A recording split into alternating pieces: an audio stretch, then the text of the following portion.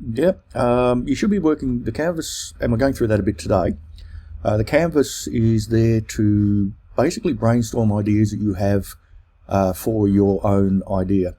There's a couple of people who are doing commercially sensitive projects.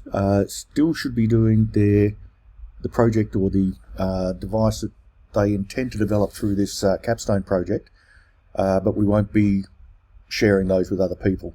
It'll just be the advisors that get to see those canvas. So I think it'll become a little bit more clearer when we talk about what's in the canvas, excuse me, the canvas Canvanizer today. But it isn't a tool for getting your ideas and requirements and specifications down on paper so that you can formalize those more in the development process. So I think that was the question that they're asking, work on their own or a... Yep. Okay, so we'll make a start then. Okay, welcome to the second of our seminars. Again, note that these meetings will be recorded. They'll be posted to YouTube so they can be reviewed if you missed them or if there was something that was raised that you wanted to go over again. I think I modified that link, but the link is actually on edX, so you can go there and see where they are. If you subscribe to the channel, it'll make it a little easier to track when we put other videos up. We record in both the morning and evening sessions, so quite often they take two very different paths. And it can be interesting just to listen to the second seminar if you have the time. But you're welcome to join in both if you want. I've also left all of the previous run of this course up in case someone is really interested and thinks the discussions are intriguing. There's some really bad jokes in there, but you do get an idea of where we're heading and what we're trying to achieve if you listen to those past recordings, but that's up to you. You don't have to. This week, or in this session, we'll be running through the requirements for the next couple of weeks and a bit of a look at the weeks that are coming after that. So we will be covering things about Canvanizer in this session. Now is an ideal time. If you've sent an email or you posted something on the discussion boards and you haven't had an answer, you can raise that now, or you can re-email us if you don't particularly want to talk at this point. But we do chase people up for any unanswered correspondence during these sessions, because occasionally things get a little buried in the deluge of email that we get, and we do miss things. So don't be shy. If you haven't got an answer, ask again or raise it during these sessions. Okay, the next point is want to make sure that everyone's in teams. Now, in this front of the course, the teams are a little bit looser than we had before. The first run of the course, we had over 100 students enrolled, and we needed to break things up into workable groups. This run through, we've got roughly 30 students, I believe. So I would suggest we keep the teams going, but have a look at the other teams, and it's really a way of just getting people to work with each other so that you can get a different perspective on your project. You can leverage the skill set of the other people in your team, and get a bit of collaboration going. So as we mentioned earlier, if you're, say, a very technical person but haven't had a great deal of business experience, you might find someone in your team is very good at looking at the cost or the commercialization from a business perspective. Use their skills. It's really what we're trying to get across in this course, is the ability to deal with people outside your own skill area. So if you're technical, get you able to deal with business people, marketing people, that side of things. If you're a business or marketing person, you'll understand enough of the technical aspects that you can talk to the person who would do the actual development of your system. So if you're not in a team, let us know, or go and join one if it's fairly clear what you want to do. And make sure you take full advantage of the discussion boards and teams. Excuse me, a bit of a tickle in the throat. It's very cold here this morning. called by Australian standards, which means anything that falls into low double digits or single digits is very, very cold to us. Okay, next thing is to have a name for your device or solution. Now, that may sound like a trivial thing, but what it does allow you to do is to focus on what you're working on. If you come up with a really good name, it becomes clear what you're trying to achieve. It starts to identify your market, and as we'll see with the Canvanizer shortly, it's really about getting these ideas down so that you can define what you're trying to do. One of the hardest things in any product design is limiting the scope. If you have too general an idea, you will find you will try to do too much in one hit. So having a name for the solution tends to specify exactly what path you're heading down.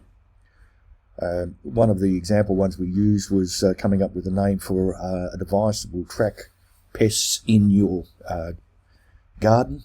And there's lots of pests that you get in your garden, but we were after snails in particular because we wanted to find out where the snails were so that we could safely remove them without harming them, because we're nice, friendly people and we don't like hurting other animals.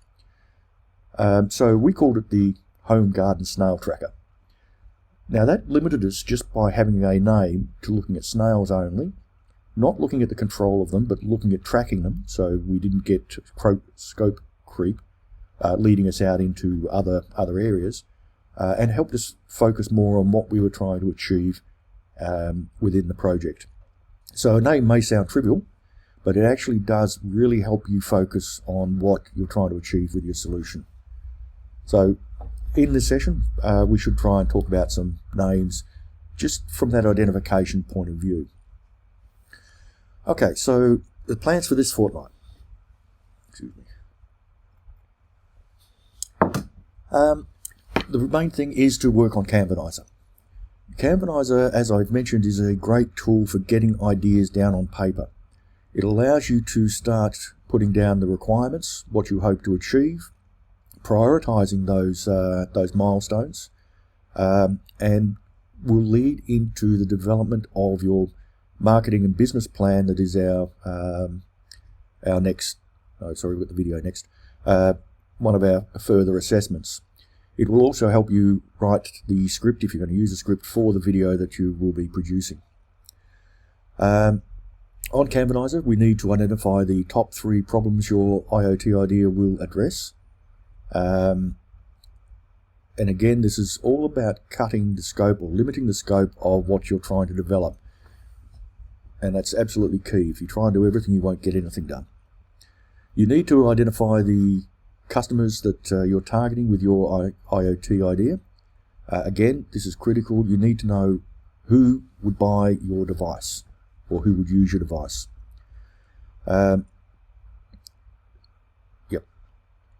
This leads into the unique value proposition.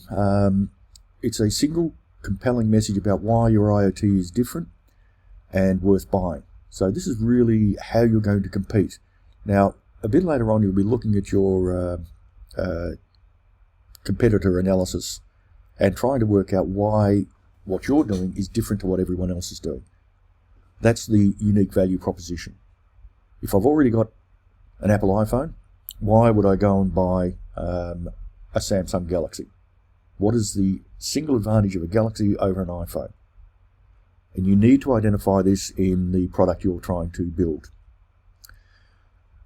Next point to look at is the channels, the paths to the customers that would actually buy your IoT device. So you would need to have some form of marketing plan, how you're going to approach or identify customers. You're going to use social media. If you are, how are you going to target that social media? For instance, our snail tracker, you want to get that to home gardeners. There's no point in trying to get into markets that address people who live in units or flats, condominiums. So you need to find a channel that will reach those particular people. If you're looking at more industrial type things, come to a serious IoT solution. So we're perhaps developing something that will deal with a medical condition. You need to know how you can get into the medical field. Now, this starts to lead into lots of very, very complex things which you have to be aware of and you have to take into account. In the case of medical, some industrial, security, these applications require, and depending on the country you're in, some very rigorous regulation. So if we stick to the medical one, we know that if you're going to do anything in the medical field, it needs to be approved, it needs to go through testing. It's a very long period to do this. It's very, very expensive. So you need to be aware of the channel you're going to use, not only to sell it, but to get the product approved for use and for sale. And this will come into the market research we do a bit later on. The cost structure can also be quite variable. There's the cost of development. Now, again, we will cover this in more detail, but when you're looking at the cost structure, there's multiple ways you can look at having the end device. Are you doing this device to make money? That's how most people would do it. Are you looking to do this as a altruistic, philanthropic device that's going to help the world? And these influence very heavily the way you cost your product. Because remember, you come up with this wonderful little IoT device, be what it may, and it may only cost you $10 in parts to build it.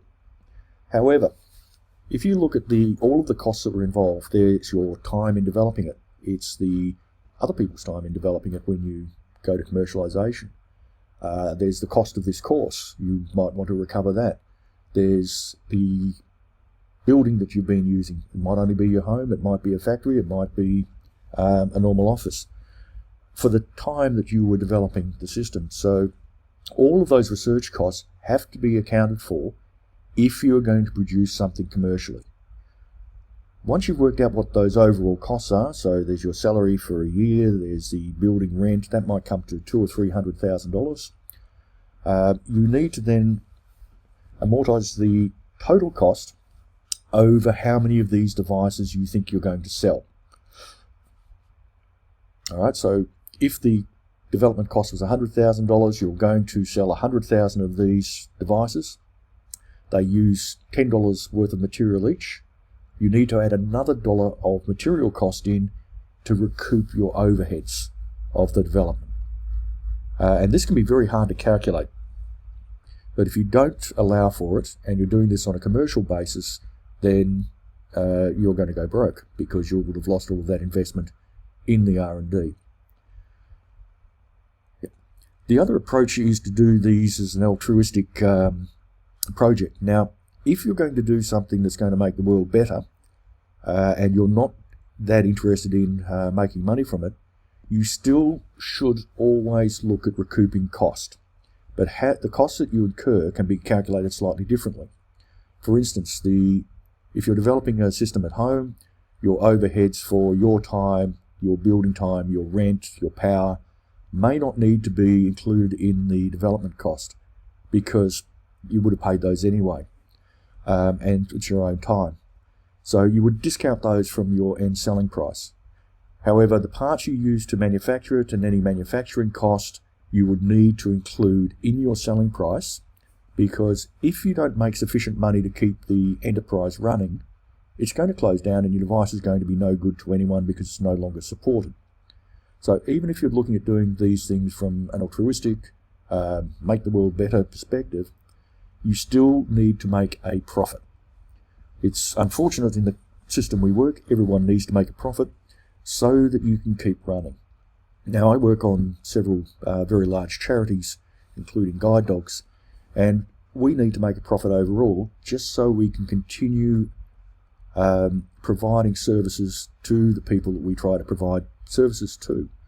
So if you're doing this, as I said, from a philanthropic perspective, you still need to look at your overall costs. You still need to make some sort of profit to keep going, and that profit can then be reinvested in improving your product.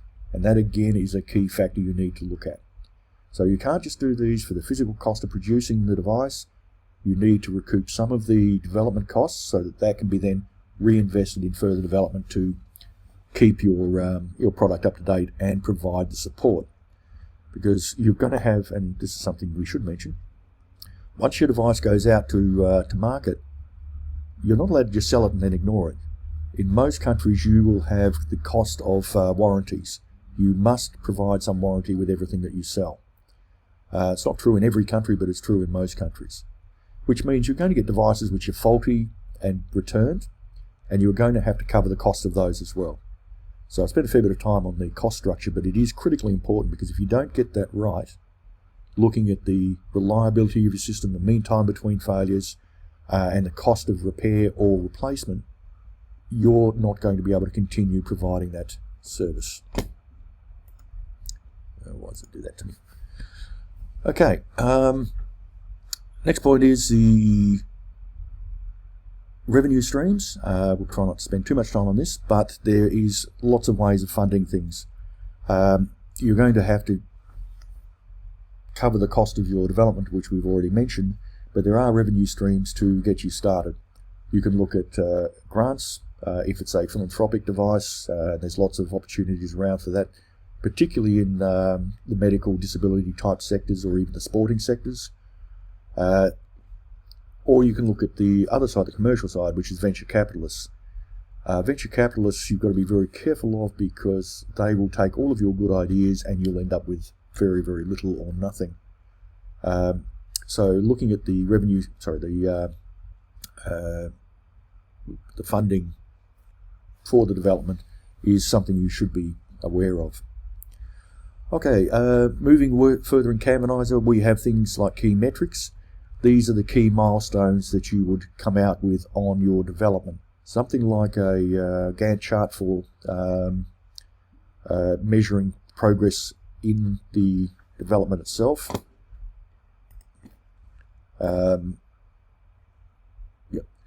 Things along the lines of having particular parts of the software developed, tested and working, the hardware platform up and running, or the cloud's solution tested, those sort of hard milestones that you can actually measure. And these let you know whether you're actually on time. And it's really important to have milestones in place so that it's obvious to you that you're either ahead or behind schedule. Now, being behind schedule is not necessarily a bad thing, but being aware of where you are within the schedule is absolutely critical. If you're again doing this as a philanthropic venture, your milestones can be very flexible, but you need to know where you're heading to. So setting these milestones in the development is critically important to the success of your project. And the last little bit on the Canvanizer is unfair advantage. This is a key advantage of your IoT idea, very much along the lines of the unique value proposition, but slightly different in that it's the advantage. It may not be a marketable advantage, such as the idea can't be easily copied, but it is something that gives you an advantage over your competition. And we'll be talking more about competition competitive analysis later on. Okay, so if you haven't had a look, this is what Canvanizer looks like. You've probably seen this before from our earlier examples in the IoT courses. Snore stop, and that hasn't come out terribly well. I'm just wondering if I can shrink that down or not. Just bear with me 1 second. I'll just see if I can shrink that down a little so we can actually see the top bits. There we go.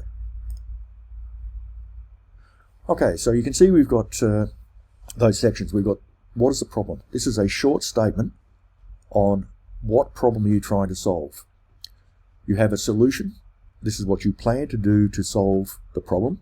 And the key metrics. What are you going to measure to see if you're succeeding in your project? So we've got our snore stopper. We want to find a solution that stops a person snoring.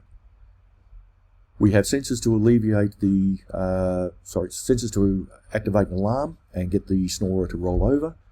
We're going to provide sleep data from both the partner and the snorer, and we're going to have a combination of sensors that combine into a single application. So that's basically what our device is going to be.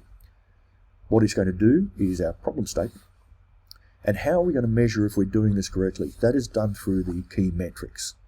And we can list those. So we have a prototype, we have successful testing, we send it out to customer trials, we have testimonials on it, and then we have orders for the first run. We have a unique value proposition, we have our unfair advantage, how we're going to sell it, what customers we're aiming for, and here we go, some of the revenue streams. Kickstarter, great way to start if you've got a really good idea. But remember that if you put something on Kickstarter, everyone's going to see it, which means people can easily steal your idea.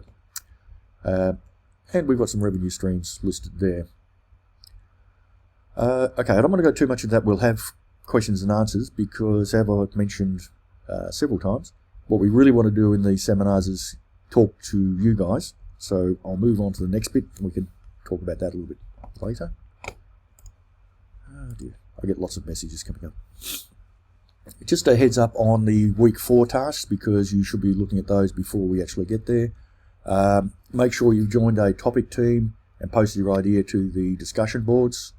Have a look at a few of the other ideas, because that will allow you to team up with other people. You'll be able to get some ideas from your teammates on things you may not have thought of, or different things that could actually assist you or improve your IoT device. Everyone's should have already decided which web conference they're in. Yep. Now, as I've mentioned before, the content on edX for this particular module isn't all that intense. There isn't a huge amount of content. What is there is to help support you in the development process, the costing, the business side of things. So there's a few videos up there on product development, and start thinking about how to aid you in thinking about how to start developing your device or idea. The main purpose, or the main part of the Capstone project, is talking to us, your advisors. Email is probably the best way. These discussion sessions are really important for it too, particularly if you want to let your teammates know, or the other students in the course know what you're up to. The peer support shouldn't be discounted. It really is a key part of the development process and a key part of this course. So take advantage of that.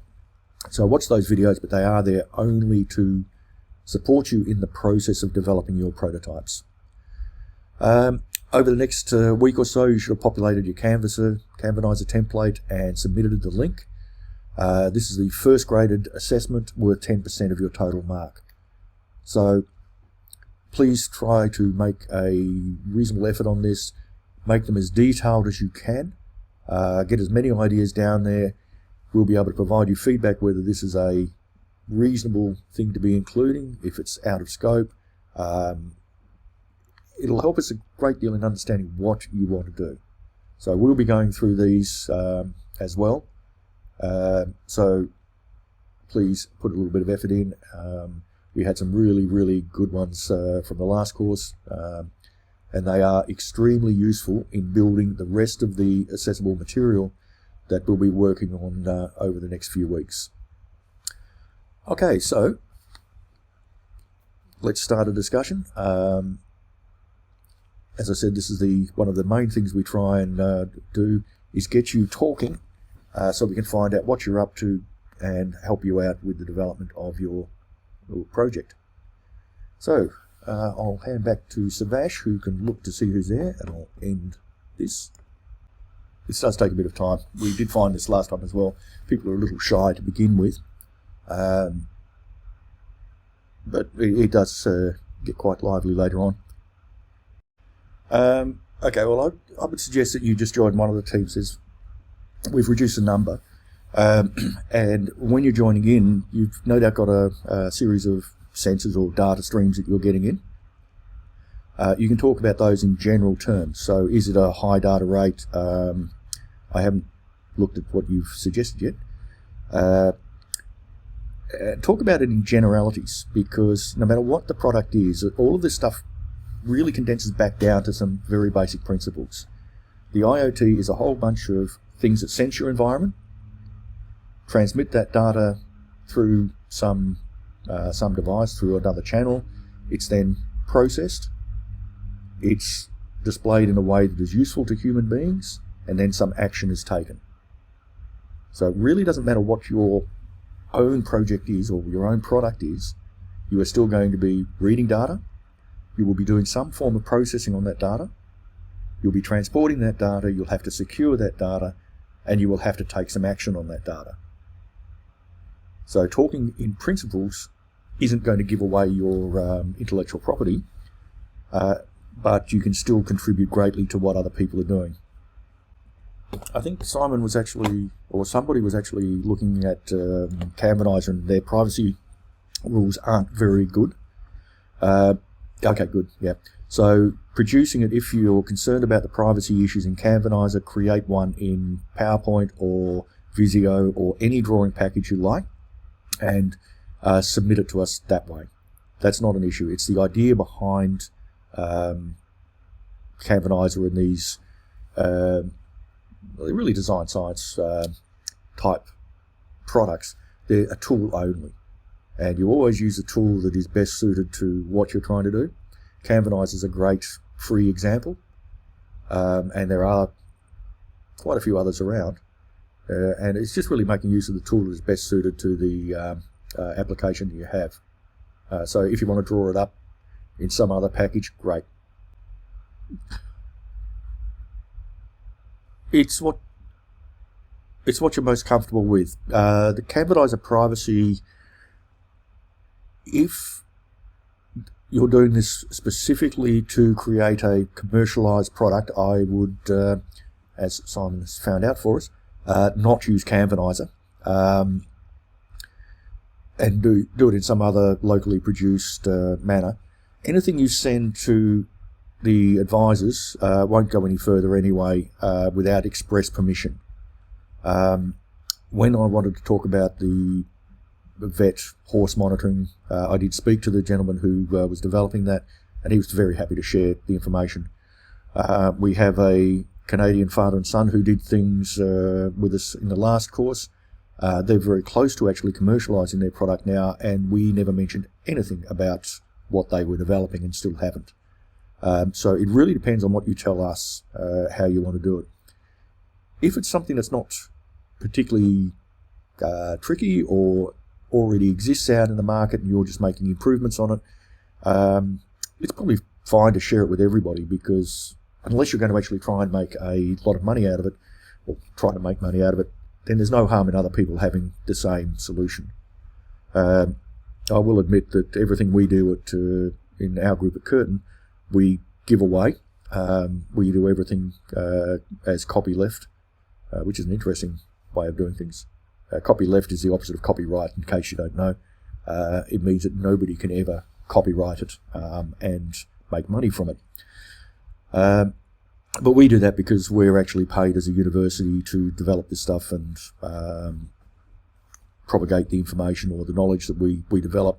So for us, then trying to protect it sort of goes against our funding that we get.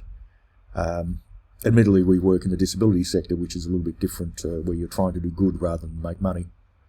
But again, it's completely up to your application area.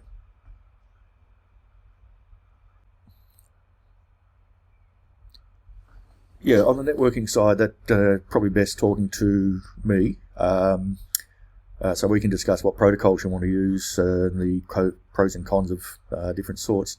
And if need be, we'll grab Nazanin off log service leave, because she's worked a lot in the embedded protocols as well.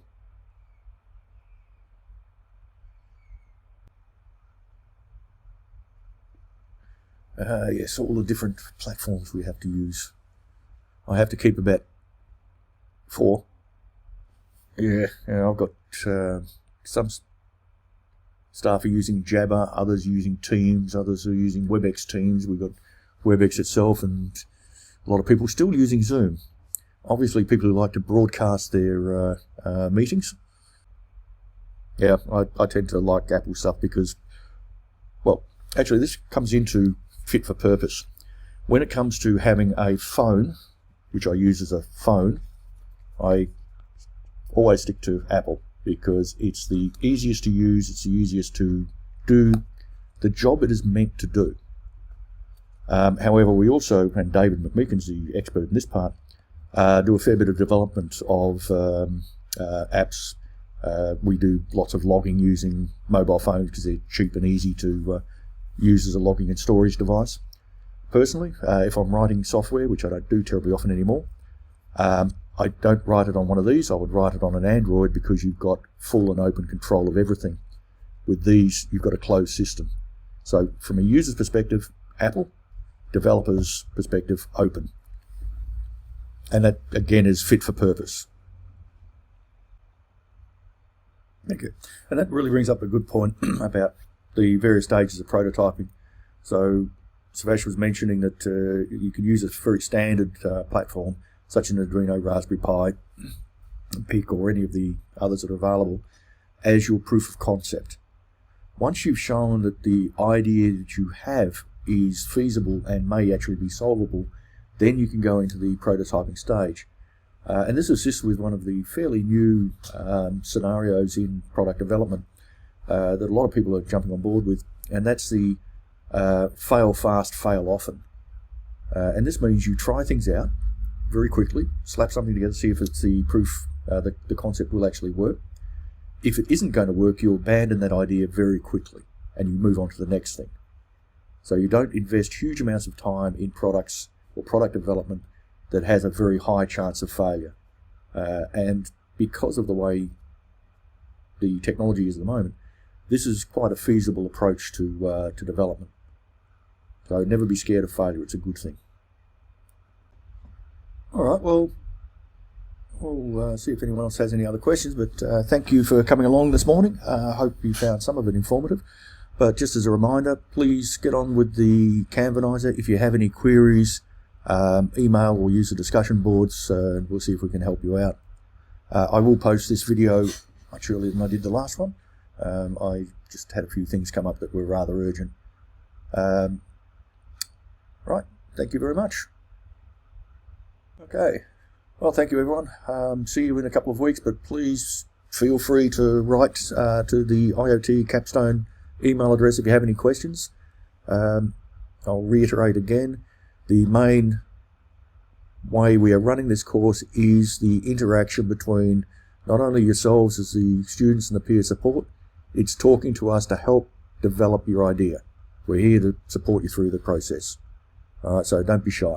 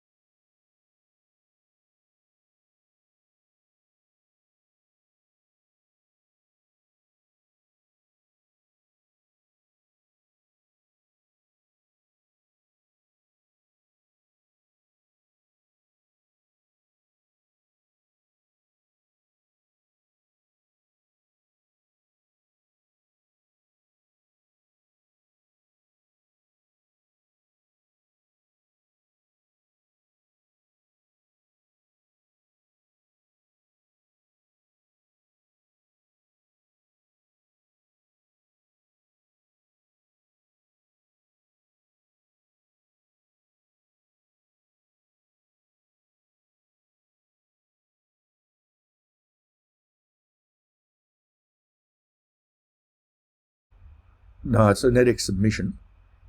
If you have problems with the edX submission, you can submit it directly through the IoT Capstone email address.